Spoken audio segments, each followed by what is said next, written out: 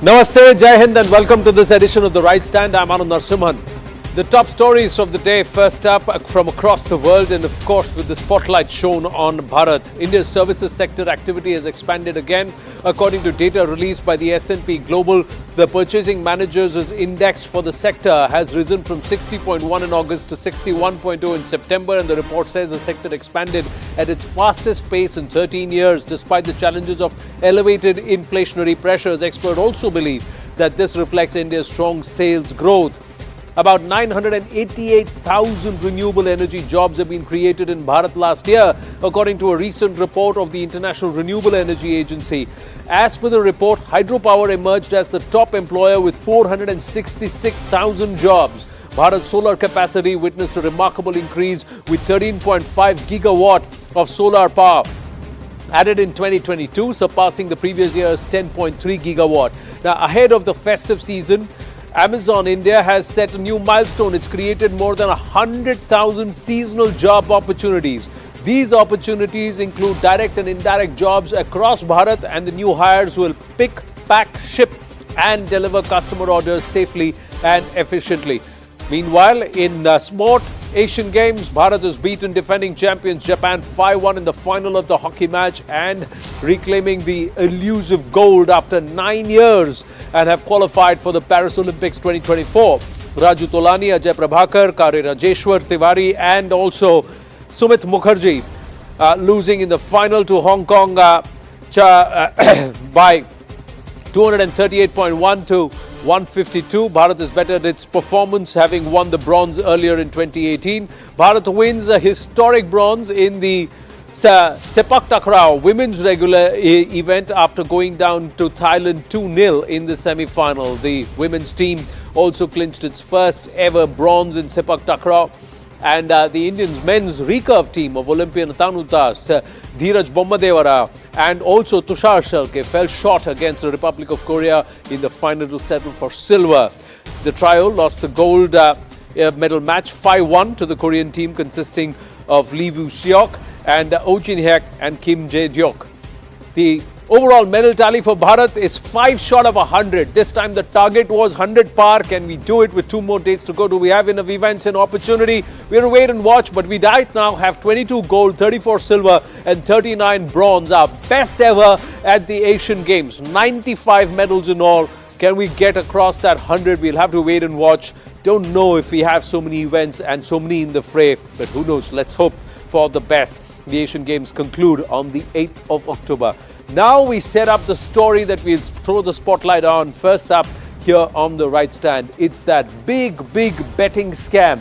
A lavish 200 crore plus wedding that unearthed a 5,000 crore scam. But more importantly, it's got more than 15 stars and celebs on the radar of the Enforcement Directorate.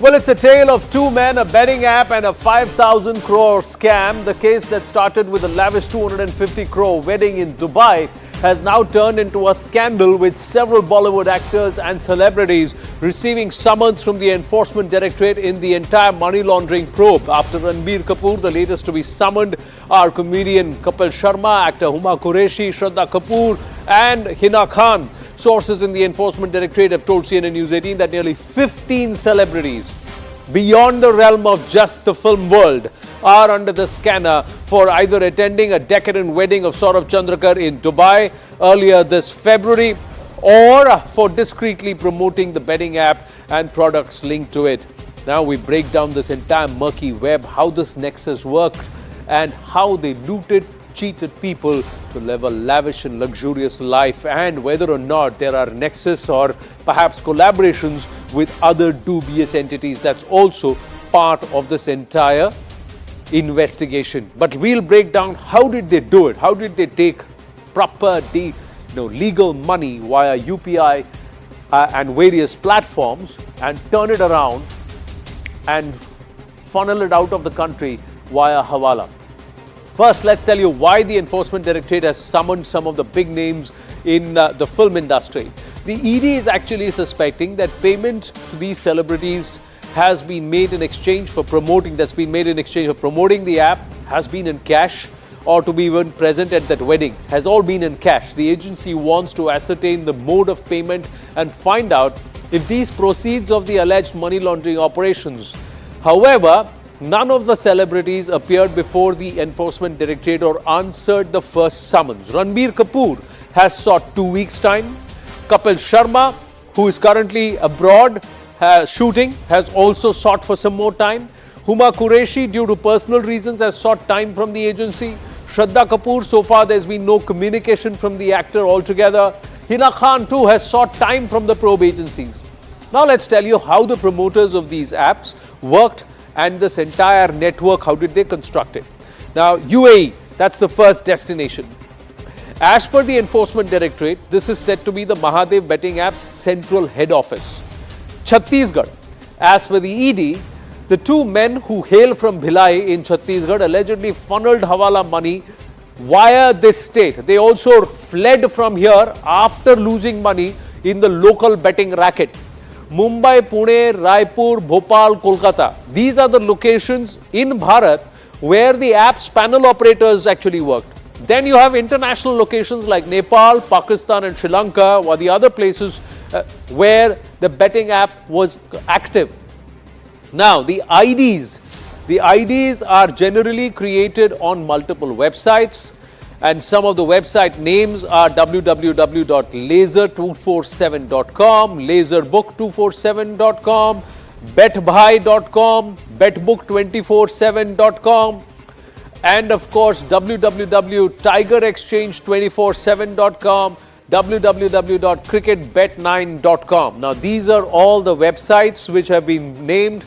Poker, Dragon Tiger, Teen Patti, Cricket. These were the games that were bet on. The betting app invites players to play these games, and also there is tennis, football, virtual cricket too that's added. The Enforcement Directorate source further reveals to News 18 that the Mahadev app was allegedly using the online book betting application to enroll new users, create IDs and launder money through a layered web of Benami bank accounts. Now here's how this entire scam worked. Fool, quote-unquote, users, games that's what they did. How the scam worked. Rig the games to give initial profits so that you lure them in, you bait them. Panel owners will not lose money, and despite initial profits to the user, ultimately they are likely to lose money. In the long run, panel owners actually make money. Hide the money trail. Open fraudulent bank accounts that are either opened fraudulently or are loaned for commission. Weekly sheets are shared with the panel owners by the head office, which contains statistics of all bets, total profit or loss. Huge number of bank accounts were formed in the name of unsuspecting people that were opened by promoters and panel operators. Bank accounts were opened in Chhattisgarh. Also, the next step, evade the law. Change the bank accounts and WhatsApp numbers frequently. And then even if FIRs are registered, normally only the small level punters or panel operators are arrested, and these are bailable offences. Their main accused sitting abroad are out of reach of the Indian law enforcement agencies. So how did the company go undetected for so long? That's a question that befuddles everybody, and it is top of mind, ladies and gentlemen. The Mahadev book maintains various websites where IDs are created, and then they provide a contact number over the website. This number can only be contacted over WhatsApp. They operate a number of closed groups on chat applications. The third ploy is WhatsApp users. WhatsApp was used largely for calls and messages, so the encryption came into their advantage. WhatsApp was also used so that agencies cannot track call details unless they seek permission. and which is a long process. So it made it difficult to access the CDRs.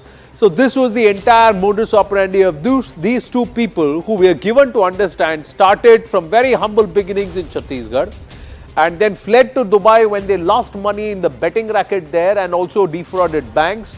They set up a fruit and a small business there in Dubai, which was used to raise initial capital again to get back into the betting game.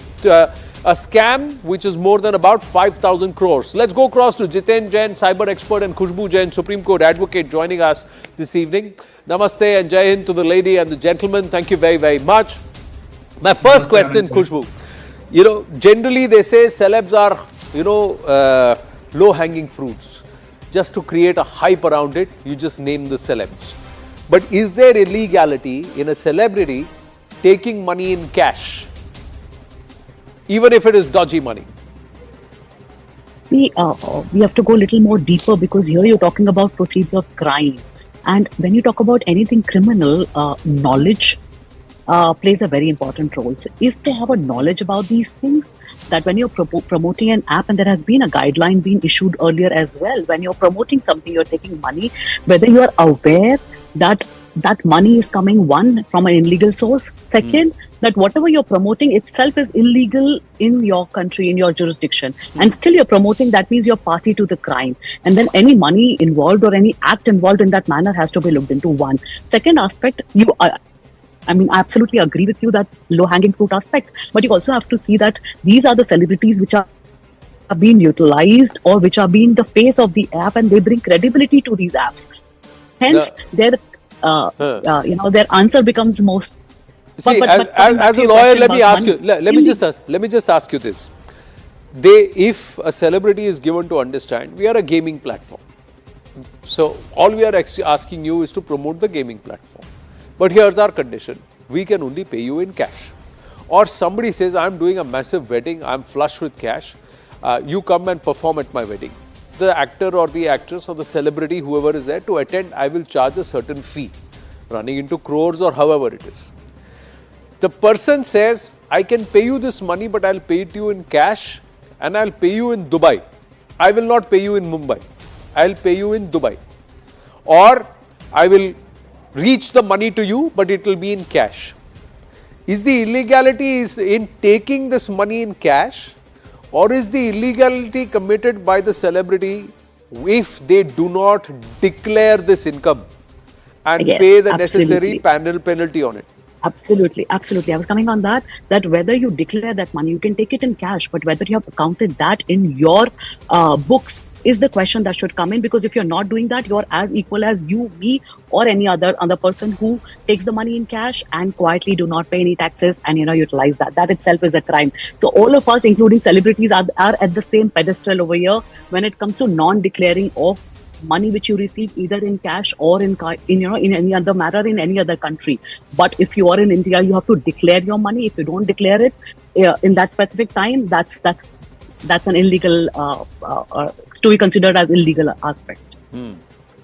But because this aspect of whether or not the person declared, that's where the criminality can be proven. Whether or not the people knew that this was ill-gotten money, these are proceeds of an illegal job, there is plausible deniability as a clause. Absolutely. So that's where the summons comes. Just by issue of the summons, you cannot say that all these celebrities are guilty of something. These are just the preliminary stage where summons are being issued so that they can come to a conclusion whether, one, their involvement, second, whether they have declared or not, whether they were aware about any illegality performed by these platforms, either by endorsing it or either by going at the if they're going at performing at in some event. That's absolutely their job which is being done. But whether that money has been declared or not, that's where I think the summon has been issued, and all of these celebrities can be given as much as the time for them to provide with evidences and questions and reply, and that's where I think we can discuss whether they're involved. So putting them as criminal right now or suspects to the criminal is premature. Jiten Jain, for 4.5 to 5 years they ran this racket. Is it so easy to game the system itself? In India, yes, because we allow our system to be gamed because of lack of action, or I could say, lack of indifference or lack of knowledge. But the point here is, see, these, I mean, it's not a 5,000 crore scam. See, 200 crore revenue every day. 10,000 crore is the total sale, 2,000 crore is the profit. Now that means 70,000 to 80,000 crores of profit every year, and I think lakhs and lakhs of crores of revenue. So it's not 5,000 crore. 5,000 crore is what they may have transferred from Hawala from India to somewhere. But overall scam is in lakhs of crores. And let me tell you, this is, I think, Anand, the total revenue of these other digital satta sites which are operating in India legally by calling themselves Game of Skill, like, Dream 11 and all, their revenue is not even 2% of the entire ecosystem, 98%, because these people were charging GST and all. Now 98% revenue has always been going to this online other gaming sites, betting sites, and all of them have created headquarters outside India, open call centers in Bulgaria and other random countries, hired hundreds and thousands of people from states like Bihar, Tamil Nadu, for calling in regional languages. So it's hundreds and thousands of people who are involved. At least 80,000 crore every year worth of crime of proceeds. Now the question of celebrities promoting it. Look, Anand, there are two aspects of it. You received something in cash for promoting an app or an event or whatever. Now that is a violation maybe under Income Tax Act if you have not declared it. And how you bought that foreign exchange into India, that is a separate issue altogether.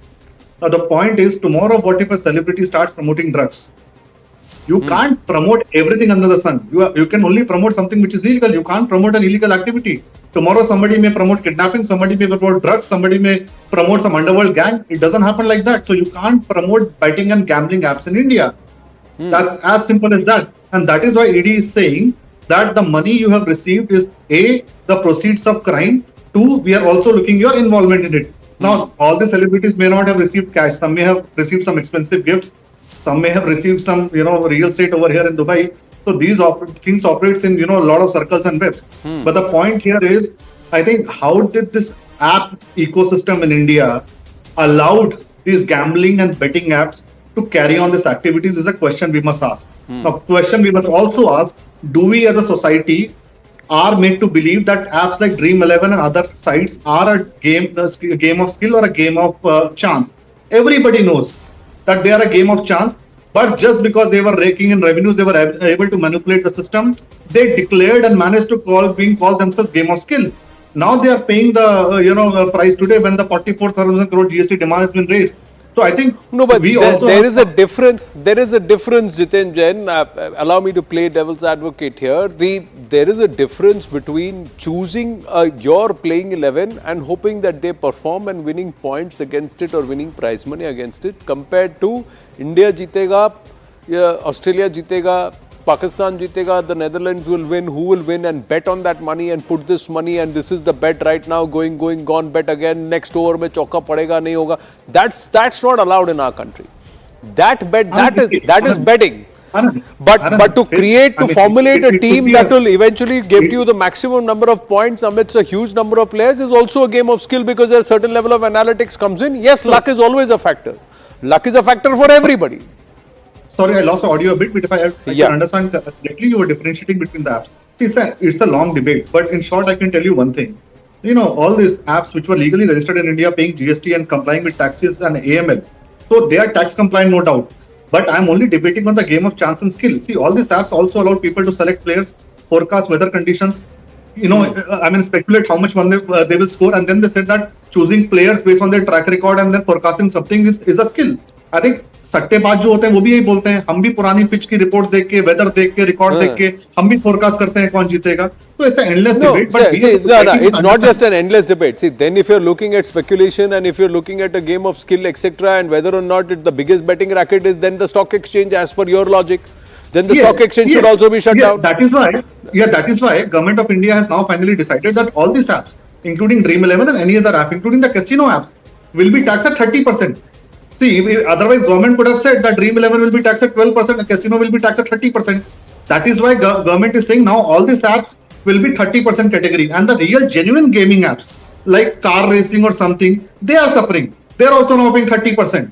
So, but anyway, that is not a debate. 98% revenue is anyways going to the Sir, foreign sites. Obviously, illegal money launderer. the larger debate is celebrities knowing that this could be dodgy money, have taken this money and they have No, appeared. could be नहीं है. No, no, Anand could be नहीं है. Everybody knew वो सट्टा book का नाम तो देखो ना. Playbook, Ready Anna book. My point is, let's give them the benefit of doubt that this could be dodgy money. They still, antenna didn't go up and they've still gone there and taken the money, and whether they've declared it or not is the other aspect of the criminality or the legality. But Khushbu Jain, one more aspect that all of us need to understand is they wouldn't have made this kind of money had there not been people who are actually using these platforms knowing fully well that this is wrong.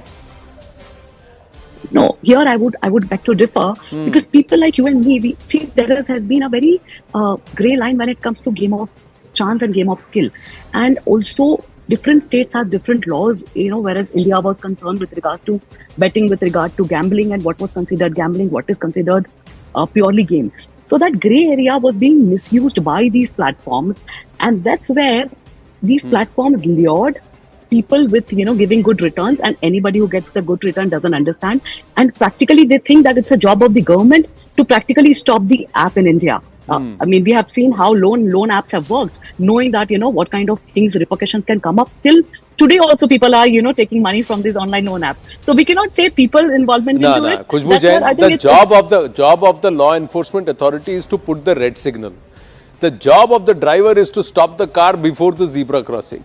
You can't say government has to tell me, government didn't apply the brakes, government didn't tell me when to apply the brakes, so I didn't apply the brakes. I'll beg to differ you. Government has to make it clear. Again, I'm saying Andhra Pradesh allows, Tamil Nadu bans something, poker is banned here in this state, this allows, Sikkim allows something. So that inconsistency played a very crucial role over here, and that's what these platforms took a benefit of. So what's a game of chance, what's a game of skill? So if lottery as a game of chance is allowed, why shouldn't betting be allowed, etc.? But this is a huge scam. One more thing. Yeah, I've got to wind up, but final word, Jiten, yeah.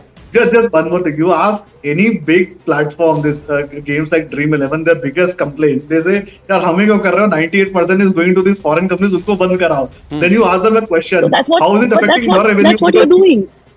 No. But that's what you're doing. You're bringing SRP now. Your revenue because you are a game of skill. Then they have no answer. So I think we have to put the system in order so that we have. See, everybody wants to play a game of chance, and if it involves a certain level of skill, then and if it is legally done, should it not be allowed? It's a larger debate. We'll come to that. But right now, this illegality needs to be stopped, and those who are responsible, they should be caught. I have to wind up. Jiten, sorry, I've got to move on. Jiten and Khushbu, thank you so much.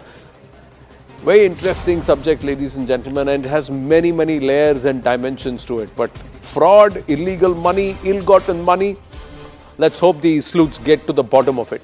Moving on to another issue, and this will now become a political debate in the coming days. Ahead of the 2024 Lok Sabha elections, free Hindu temples from government-controlled debate has been reignited by none other than Prime Minister Narendra Modi himself, who, while speaking at a rally in Telangana's Nizamabad on the 3rd of October, attacked the DMK government in Tamil Nadu, stating that governments have captured and looted temples. PM Narendra Modi said, in the south, especially in Tamil Nadu, the state government has control of the temples. He stated that the state government has captured temples and temples are being looted through a conspiracy involving governments. He added that the state government will not touch the worship places of minorities and neither bring them under government control, but only Hindu institutions are being targeted. The DMK quick to rebut the Prime Minister's claim. Tamil Nadu Chief Minister M.K. Stalin crying foul, slamming the Prime Minister's remark, terming it slander. And also Udayanidhi Stalin quipping, why is the Chief Prime Minister commenting about one state while he is addressing a rally in another state? Chief Minister M.K. Stalin then further highlighted the work done by Hindu Religious and Charitable Endowments Department, HRNCE Department, said that the temple lands worth 3,500 crore had been recovered over the last 2 years and renovation of 5,078 temples, including 1,250 shrines, have been done. M.K. Stalin further said that some are trying to use spiritualism for political gains, but they won't succeed.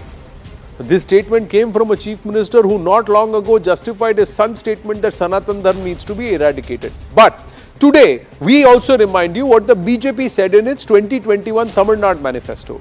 The BJP stated that the administration of Hindu temples will be handed over to a separate board comprising of Hindu scholars and saints, and that the Madras High Court judgment on Hindu temples will be implemented. The BJP also said that they will not let the temple lands for rent or lease to non-Hindus and encroachers will be removed immediately. The BJP had also promised that temples with an annual income of more than rupees 2 lakhs will be audited by a chartered accountant. Any discrepancies will be fixed within 3 months.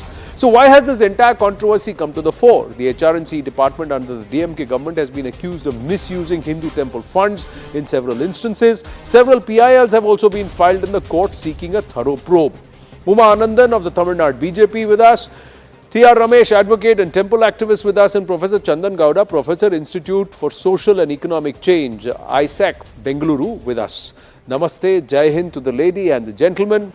Let me first ask T.R. Ramesh. Usually I go to him last, today I'll go to him first. 3,500 crore worth of land has been recovered by the DMK is what MK Stalin is saying. MK Stalin. He is further saying 5,078 temples have been renovated. How is he anti-Sanatan Dharma? And why should HRNC department have to let go? And why should we abolish this act? The question we are asking is, should this act be abolished? If the state is doing so much work, why abolish it, Mr. Ramesh? Well, I am not saying that the HRNC department should be abolished. HRNC department should be a regulatory organization which should say that this is how the temple funds would be used, this is how they will be audited, this is how the trustees will function. Now, that's something different from controlling temples totally. Regarding the claim by Chief Minister Stalin that 3,500 crore worth of property has been recovered, nobody is talking at how much rent was due from those properties for how many years, for 30 years, 40 years, what happened to the rent. And 3,500 crore worth of property recovered is nothing compared to 150,000 crore worth of property under encroachment. Nobody is talking about that. Now, let me leave all that aside. I want to talk about only three things. Modi's statement that Tamil Nadu government is occupying temples, number one. Modi's statement that Tamil Nadu government is misappropriating temple properties. Modi's statement that the revenue of the temples are being looted. I think he used the word loot. Now, as far as the temples are concerned, you take any big temple in Tamil Nadu, the Madurai Meenakshi Sundareswar temple, or Arunachaleswar temple in Thiruvannamalai, or Srirangam Ranganatha Swami temple, or you take Tiruchendur temple or Payani temple, the occupation, or rather the so-called control of these temples by Tamil Nadu government or the then Madras government ended on 13/12/1951. The court struck down the sections by which they were notified and they were controlled. The Madras government went to Supreme Court, and in the Shirur Mutt judgment, the Honorable Constitutional Bench of Supreme Court agreed with the Madras High Court and said these provisions are very drastic and they are unconstitutional. We strike them. We uphold the judgment of the Madras High Court. So they should have left in 1954 from all these temples. They did not. In 1956, as if nothing happened, they issued a GO extending the notification. This was challenged by the Dharmapura Adhinam, Pandara Sanadi. Yes. And in 1965, 4 judges of the Supreme Court unanimously struck down this GO. They didn't leave at that time also. Now, who is occupying these temples? Today, I have challenged the HRNC minister to show me under which order, which legally sustainable order, they are occupying 200 to 300 temples in Tamil Nadu. I say there is not even a single order. I have filed cases, and 2 cases concerning 117 temples. In none of the cases, the government has come and shown even a single order by which they are having an executive officer in the temple. This is occupation. Modi ji's statement number 1. Number 2, the appropriation of properties and appropriation of funds. I had filed an additional affidavit in my public interest litigation on 31st January 2023. Court directed a reply from the government within 4 weeks, and this was covered by CNN News 18 at that time, and they did not file for 6 months. Now, after getting many approvals within the government, They have filed a reply on August 29, 2023. They have said, yes, we have built HRNC offices, that is government offices Yes, in temple in lands. temples. We have taken temple money for that purposes. We will return the money. Does that not prove Modi ji's statement? They have looted properties. They have looted temple funds. I rest my case. Professor Chandan Gowda, Umaji, I'll come to you after Professor Chandan Gowda. My initial response, I don't know the details of the Tamil Nadu case. Let's presume everything the panelists said is correct. Now the question is the response to free up any government control of the state, or to do a thorough probe and make sure such actions don't continue and things are fixed? Just take the Karnataka example, Anand. The BJP government in 2021 December made the same announcement. We'll free all Hindu temples from government control. They'll administer themselves. Very soon, the same BJP government realized it was not that simple. Because, first of all, there was 180,000 temples in the state, many of them in villages without priests. Only 35,000 are come under the Muzrai department, and only about 200 earn any revenue to speak of, like 10 lakhs or more. So what you saw was the association of priests formally saying, we don't want to be removed from Muzrai control because we need salaries to be paid. More than that, the temple maintenance will suffer if Muzrai department doesn't give us money. And thirdly, the trustees of the temples, which own lakhs of crores of rupees, will be able to freely misuse the money without any government regulation. And I would take the Priests Association response very seriously, even for the Tamil Nadu discussion, because I can't imagine the situation to be all that different there. The same thing, 35,000 temples, only about 300 earning more than 10 lakhs. The rest of them earning very small amounts, which need government. The government, the Muzra department, Anand, collects money from all these temples and redistributes them across the smaller ones in small amounts to perform pujas as well as salaries.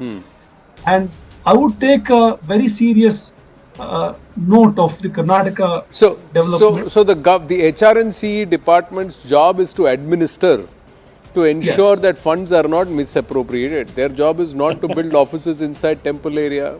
Their job is not to sit on and squat on temple lands. Their job is not to allocate them to non-Hindu institutions and entities who are squatting on this land, squatting. Their job is not to say which priest can stand where and how long can the main sanctum sanctorum be open, who should be allowed and who should not be allowed. It's not their job to get into all of that. It's not their job to appoint ministers and non-Hindus and part of the trustee boards and part as HRNC officers. It's not their job to walk in and say, I have come in now, do the arti now and open the sanctum sanctorum now because it's my mood to do darshan. All of that is not allowed, right, sir? And there is a Supreme Court order since 1965. This is the same lot which believes that courts and other institutions are being chained, are being bullied by the current dispensation. But an order 4-judge bench since 1965 till date has not been followed upon. That speaks volumes. That speaks volumes about the attitude. And why only Hindu religious institutions, sir? No, it's a fair thing to say. Waqf board is, everything is fine with the Waqf board. The Waqf board law is fine. What I'm saying. The third largest land acquirer and land aggregator in our country after the government and the armed forces is fine. Nobody will want to regulate them. You can't regulate that. Nobody want to regulate the functioning of some of the other religious institutions in our country. But Hindu religious institutions must be regulated. Nobody is asking this question. There's a Waqf board. Government is supposed to be a secular entity. Uma Anandan ji, lot of questions, Uma Anandan ji. 2021 manifesto didn't yield any result. Didn't yield any result for the BJP in Tamil Nadu. No, we will definitely do it. See, definitely see 2021, we will definitely take it in 24. We have even issued another manifesto. And secondly, please see me as Vice President of Temple Worshippers Society. I am first that, then only a BJP councillor. My loyalty to my ideology is more important than this. Second, Mr. Ramesh, T.R. Ramesh, who is like a guru for us, TWS, who is the president, has covered all the gambit, and he is the court bird who normally fights and gets justice. I would like to only raise two issues after that. Mr. Stalin says that they are managing it very well. I would like to ask him one question first. They are not supposed to manage, first of all.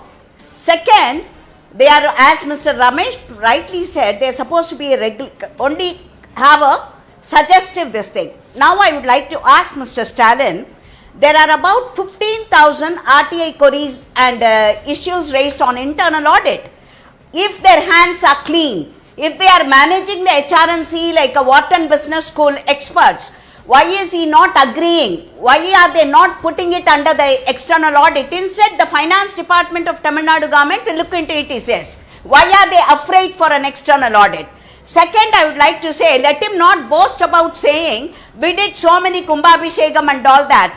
Doing Kumbhabhishekam is not their job. They make money out of this statement. 1,000 Kumbhabhishekam, if they make 1 crore per, minimum of 1 crore looting, for 1,000 Kumbhabhishekams, please calculate how much it is. They are interfering in things which they are not supposed to because they can make money, like construction, buying cars. All this is not the HRNC. And why are they telling that as if they are spending it out of their pocket? They are stealing from my deity and spending it. They are stealing from Kabali, they are stealing from Ranganatha, they are stealing from Angala Parameswari and doing it. They are not taking it from their pocket and spending it. Let them be clear on that. Why are they then telling that? And one more thing, who are they to say Mr. Modi is speaking about in Telangana?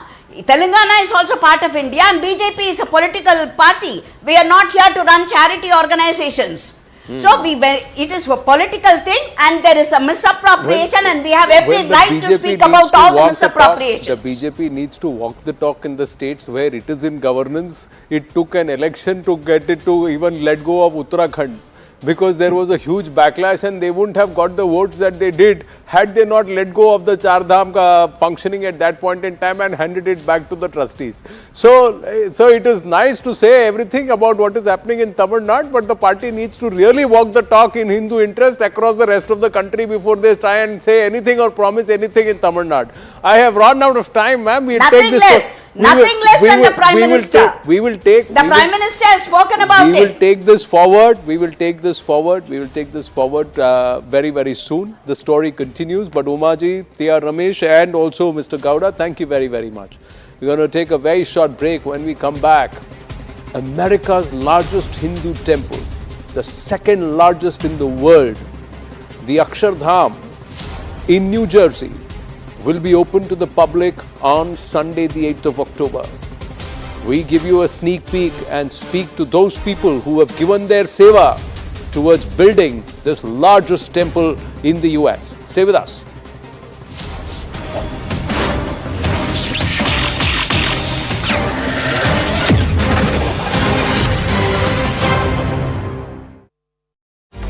Bringing here in Delhi. So that is exactly what has happened in this case. Ranbir Kapoor may not be the first and the only one from Bollywood who will be summoned.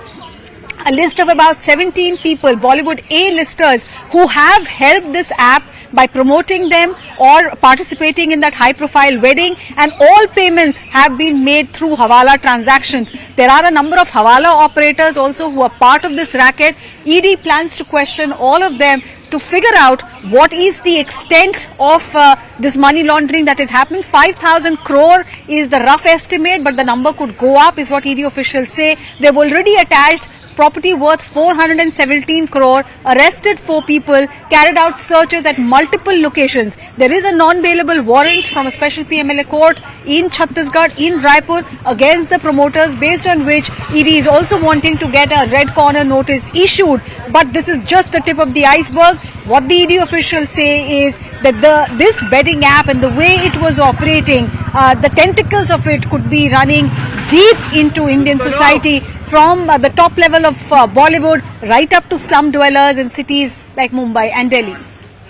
Mahadev betting app has once again grabbed headlines because Enforcement Directorate has asked actor Ranbir Kapoor to be present before the Enforcement Directorate and answer some questions. But how does this app really work? What is this app all about? As per Enforcement Directorate, which has been probing the Mahadev betting app, this is an umbrella syndicate which provides online betting agencies, platforms, and betting happens on everything under the sun. It could be on political results as far as elections are concerned. It could be on the weather on that particular day. It could be cricket matches or the success of a particular Bollywood film. So anything that you want to bet on, Mahadev app actually provided you some online platform to put your money on. How was this app really functioning? What the ED investigation suggests so far is that the head office of this app is in UAE, but its tentacles are spread across the world. There is a connection with Netherlands, Sri Lanka, Nepal, UAE of course, and then there are operators in Delhi and Mumbai in India who are helping this app operate. The modus operandi seems to be twofold. One, slum dwellers, people who are in the low income group, mostly unsuspecting people, their UPI IDs are taken by those associated with this app.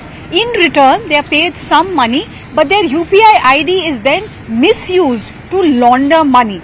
The second way in which this app works is that if you want to bet or if you want to participate in online betting, you are given numbers of call centers. These call centers, have been traced to various countries, Netherlands, Nepal, Sri Lanka, UAE, to name a few.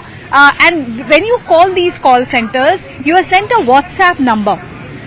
On this WhatsApp numbers, bank transaction UPI details are to be shared, and once the bettor actually shares his UPI or bank details, then some money is transferred into his or her account, making that player satisfied that he is getting return.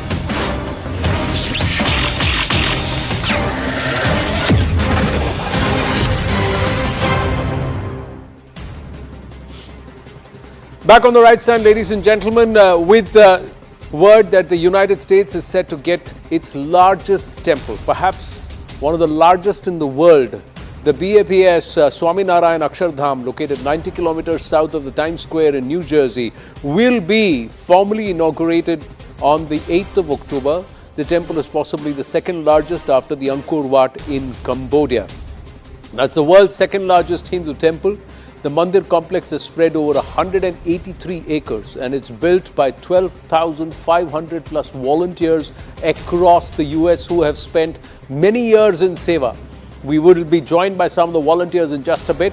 Meanwhile, built over a span of 12 years, 2011 to 2023, guided by artisan volunteers from Bharat, using the traditional Nagara style, but mix of a confluence of styles. That's where it comes from. Features of the temple consist of one main shrine, 12 sub-shrines, 9 spiral-like structures and pyramidical shikhars. The design depicts ancient Indian Sanskriti, 10,000 plus statues and statuettes in the temple, 151 Indian musical instruments have been carved, 108 traditional Indian dance forms have been carved. There is a Brahmakund right at the entrance that contains water from 300 plus holy rivers, Indian rivers, and also rivers, large rivers from across the world, including the Nile and the Amazon. The Kund also has water from each of the 50 states in the US. Over 2 million cubic feet of stone has been used. Stones have been sourced from across the world, including Italy and some other European nations, and also from Bharat.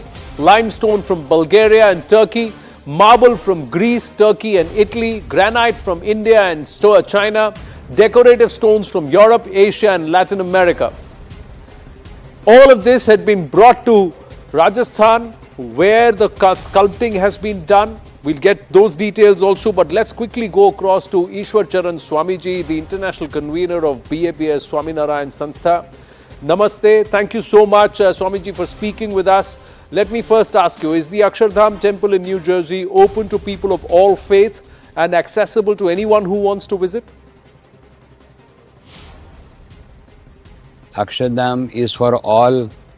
Everybody can come in Akshardham. They are all welcome. Swamiji, what makes the Akshardham temple's hospitality and the promotion of Sanatan Dharma stand out? especially for visitors from the US?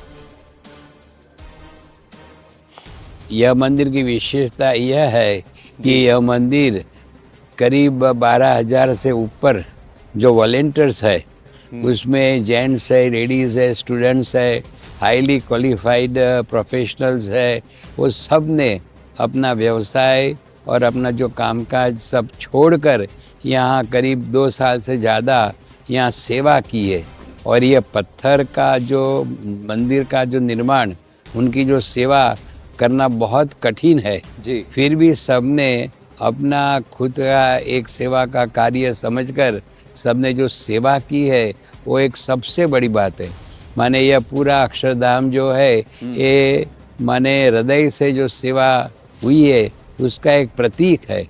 माने कोई भी ये आएगा तो उसको सेवा की जो महत्ता है उसका पता चलेगा।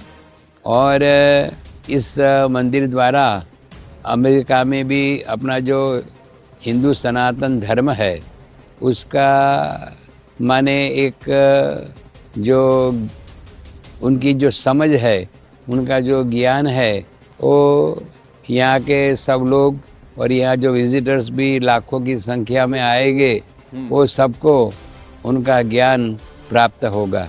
जी, भगवान श्री कृष्ण ने भी भगवत गीता में सेवा की ही बात कही है, कहा है कि मनुष्य का ध्येय धर्म ही सेवा है, सर्विस।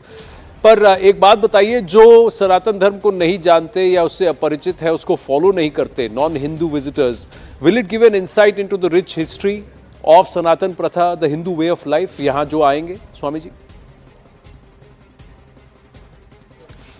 ये तो उसमें एक बात यह है जी कि इतना बढ़िया और इतना सुंदर और इतना अच्छा मंदिर देखकर जो नॉन हिंदूज़ है उसको पता चलेगा कि जो हिंदू धर्म, हिंदू संस्कृति, उसमें जो मंदिर निर्माण है, मंदिर की जो रचना है वो कितनी सुंदर है, कितनी अद्भुत है जी। और हर एक माने जो लोग होते हैं जो यहाँ के दर्शन करते हैं उसको माने मंदिर के प्रति जो एक चाहना जो है, जो श्रद्धा है वो बढ़ती है। कोई भी आएगा अगर वो हिंदू हो या न हो, और मंदिर में सब जो डिटीज़ है, सब भगवान उनकी मूर्तियाँ, सब देवताओं की मूर्तियाँ और भी बहुत से बात इस मंदिर में है अकॉर्डिंग टू अवर जो अपना भारतीय शास्त्र है उनके अनुसार। तो कोई भी विदेशी यहाँ आएंगे तो उसको हिंदू धर्म का बहुत अच्छी तरह से एक ज्ञान वो प्राप्त कर सकेंगे। जो इस मंदिर के फाउंडर्स हैं, प्रमुख स्वामी महाराज जी और महंत स्वामी महाराज, उनका ध्येय क्या था? उनकी इंस्पिरेशन क्या थी, थॉट प्रोसेस क्या था? प्रमुख स्वामी महाराज और महंत स्वामी महाराज, उन्होंने यह मंदिर जो बनाया उसका एक ही मकसद है कि विश्व में माने जो हम कहते हैं कि भाई धर्म, श्रद्धा, भक्ति, उनका माने प्रचार हो, और ख़ास करके अपने जो आने वाली पीढ़ियाँ है, अपने बच्चे हैं, उनके बच्चे हैं, आने वाली पीढ़ियाँ हजारों साल तक यह मंदिर द्वारा अपने जो संस्कार है, अपने जो मूल्य है, उसको बहुत अच्छी तरह से वो लोग सीख सकेंगे और उनके जीवन में भी उतार सकेंगे। इसलिए प्रमुख स्वामी महाराज और महंत स्वामी महाराज ने यह मंदिर का निर्माण किया है। ईश्वर चरण स्वामी जी, बहुत बहुत धन्यवाद हमसे बात करने के लिए। Let's quickly go across and joining us live right now, Yogi Trivedi, author, somebody who's grown up under the tutelage of Mahant Swami and some of the thinkers of this entire BAPS Pratha itself, the Sanstha itself, and Shreya, a young volunteer who spent nearly 2 years offering seva in the construction of this temple. Let's go straight across. Yogi, the last we met, you were in India. You've just written your book. But let me ask you, how is this different from the Akshardham, which is closer to me here in Delhi, or the one that we've seen in the UAE? Historically, Anandji, mandirs are built differently in different periods of time. there are also different traditions or shailis according to the Stapatya Shastra, the ancient Hindu architectural treatises. This mandir here behind me has been built in the Nagari style, and the beauty of it is, and I like to say this often, it is embedded in tradition, and yet it embraces innovation. So when you look at it, I just had a group of architectural scholars from India visit a few days ago as a preview before the mandir started, and they were discussing and debating amongst themselves, is this the Dravidi Shaili? Is this the Nagari Shaili? There was this heated debate that was happening, and that is because there is this innovation. Though it is built in this Nagari Shaili, there is this, you'll see behind me, there are no true arc domes. No gummats. You'll see samarans and shikhars. And so there's a very sort of ancient tradition that the builders and the designers of this mandir have returned to before the advent of the true arc and dome in South Asia, in Well, India. from the Somnath Mandir to Kashi Vishwanath to the Ram Mandir in Ayodhya, the Nagari Shaili does find a certain level of presence. But how are Shraddhalus? How many Shraddhalus can it hold at a given point in time? And do you see a growing footprint of Sanatan believers or those who are curious to understand Sanatan Dharma, not just in New Jersey, but Pan-America? I think of this mandir as not just a Hindu mandir. Of course, it's a Hindu Sanatan mandir, but it is also a Hindu-American mandir. When you take it a step further, it speaks to the Indian-American community, and then you take it a step further, Anandji, and then this truly becomes an American story. Because when you look at this mandir, it is built dead hard in the middle of central New Jersey. It's not in an urban area. It's not in a heavily populated urban area where people of different immigrational backgrounds or ethnic backgrounds are present. Right. It is in the heart of America in a certain way. And when you walk around the mandir, you will see how universal values that we as Hindus have celebrated, or we as Indians have celebrated for centuries, are presented through the faces and through the words of American leaders as well. So Right. as you walk around the Jagati, or the base plinth of the mandir, and we'll show you some views while I'm speaking, you will see universal values of acceptance, universal values of warmth and generosity, of inclusivity, of love, selfless service, of giving. All of that, bhakti and seva, as our viewers will be familiar with in India, shown through the lives of people like President Abraham Lincoln, Wow. Martin Luther King Jr., Interesting. the Reverend Martin Luther King Jr., Albert Einstein, Socrates, and the list keeps going. Gautam Buddha.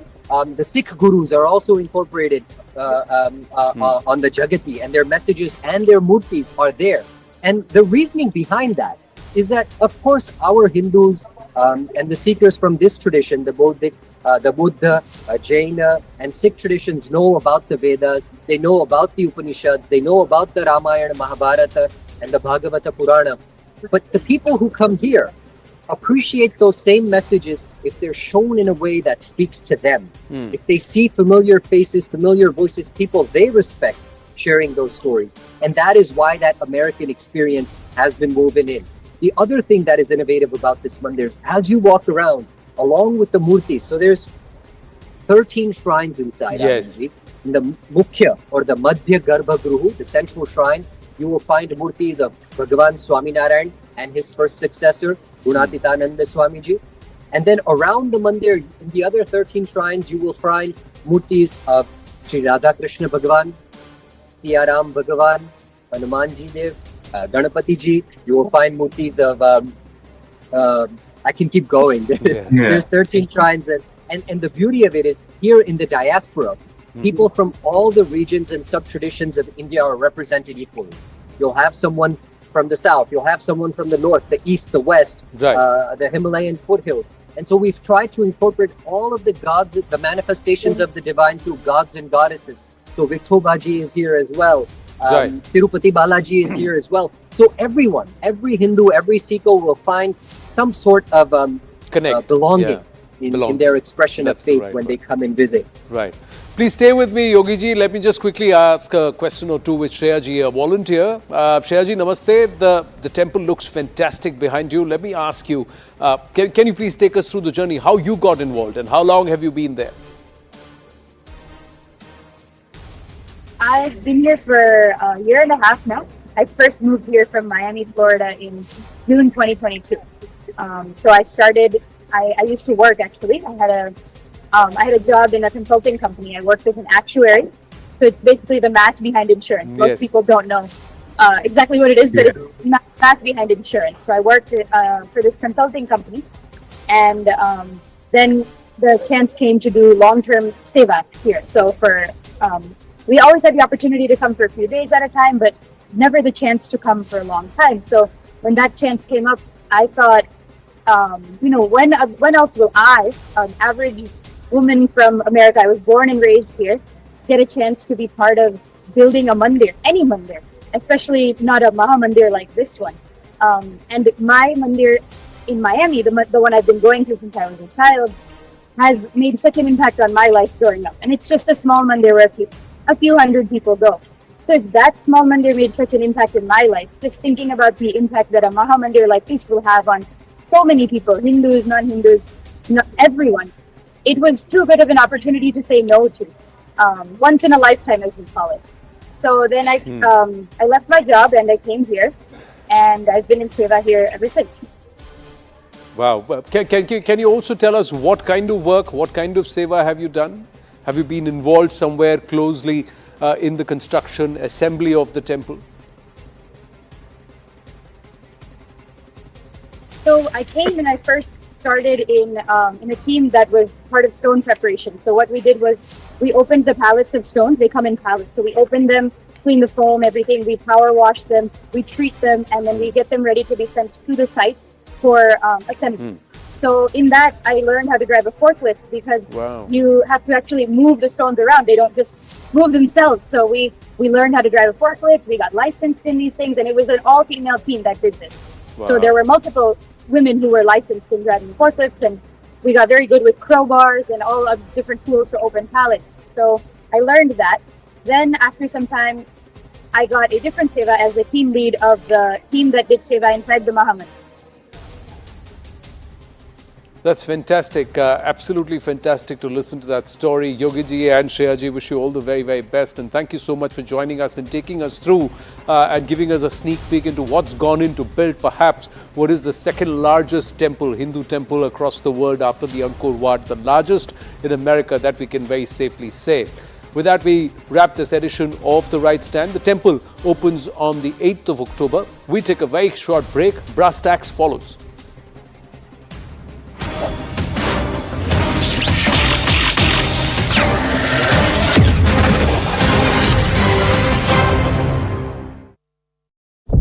The kind of money that he has placed on the betting app, but that is only step one. What really happens after that? There are a panel of operators associated with this betting app. The numbers being put forward right now is 4,000 to 5,000 panel operators, each one of whom are earning about 150 to 200 crores through this modus operandi. And the ratio of profit sharing with the Mahadev app promoters is 70-30. So 70% of the total earning is transferred to the promoters, 30% of it is kept with these panel operators who are associated. That is broadly the modus operandi on which the Mahadev app is working.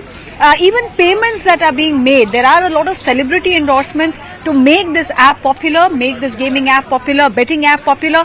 There are celebrity endorsements, and ED suspects that they are all paid through Hawala channels. So the money that they are fraudulently earning, they are trying to round trip it and pay it to celebrities via Hawala channels. That is what Ranbir Kapoor is likely to be asked as to how was the payment made to him when he was promoting this particular app. This entire racket actually came to forefront after one of the promoters' wedding in Dubai, in the UAE, caught attention. About 250 crore was spent on that wedding. Cash payment in dirham was made. The wedding planner was also paid in cash worth, hundreds of crores of rupees. There was a private jet that was hired, and that money also from Nagpur all the way to Dubai. Family members of Saurabh Chandrakar, one of the promoters, they all flew down in a private jet. Ravi Uppal is the second promoter. These two are based in UAE. The headquarters of this app is in UAE, but we are told that there is also a Pakistan connection. These two promoters were trying to, launch a similar betting platform in Pakistan as well, and that has set the alarm bells ringing. Why is ED concerned? Why is government concerned? Because on the face of it, this looks like just an organized crime racket, but could it have links with terror? The moment you talk about betting and you have links with Pakistan, automatically the alarm bells are ringing here in Delhi. So that is exactly what has happened in this case. Ranbir Kapoor may not be the first and the only one from Bollywood who will be summoned. A list of about 17 people, Bollywood A-listers, who have helped this app by promoting them or participating in that high-profile wedding, and all payments have been made through Hawala transactions. There are a number of Hawala operators also who are part of this racket. ED plans to question all of them to figure out what is the extent of this money laundering that is happening. 5,000 crore is the rough estimate, but the number could go up, is what ED officials say. They've already attached property worth 417 crore, arrested 4 people, carried out searches at multiple locations. There is a non-bailable warrant from a special PMLA court in Chhattisgarh, in Raipur, against the promoters, based on which ED is also wanting to get a red corner notice issued. But this is just the tip of the iceberg. What the ED officials say is that this betting app and the way it was operating, the tentacles of it could be running deep into Indian society, from the top level of Bollywood right up to slum dwellers in cities like Mumbai and Delhi. Mahadev betting app has once again grabbed headlines because Enforcement Directorate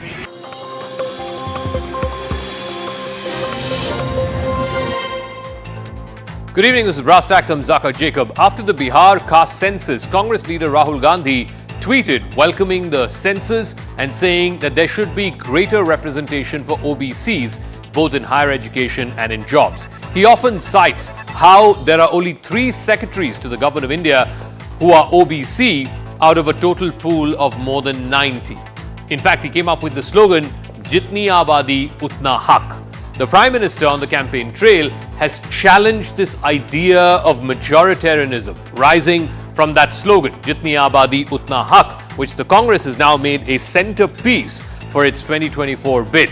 The Prime Minister campaigning in Telangana a couple of nights ago, he has asked, what does this actually mean? This whole slogan of Jitni Abadi Utna Haq, which means your representation will be as much as your population. What does that mean, for example, for the southern states who have historically done well on population control, especially in the context of the North Indian states or relative to North Indian states? So that means when the next delimitation happens, which is slated for 2026, the southern states, which did well on population control, will tend to lose seats in the Lok Sabha. And that delimitation is not too far away. It's just 3 years away. It's scheduled for 2026. Prime Minister Modi has red flagged the census debate by countering it with the delimitation question. Now, remember, the BJP is not